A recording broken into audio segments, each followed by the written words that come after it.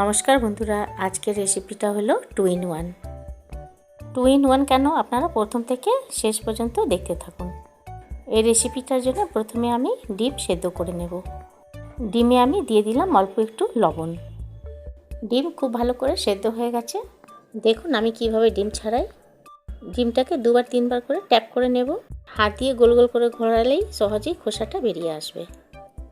ডিমগুলোকে মাঝে মাঝে কাট করে দিচ্ছি, ভাজার সময় ফাটবে না। রসুন, পেঁয়াজ, আদা, কাঁচা লঙ্কা, টমেটো দিয়ে একটা মশলা তৈরি করে নিচ্ছি। গ্যাসে কড়াই বসিয়ে তেল দিয়ে দিলাম। তেল গরম হয়ে গেছে, অল্প একটু নুন আর হলুদ দিয়ে দেব। ডিমগুলো দিয়ে দিলাম।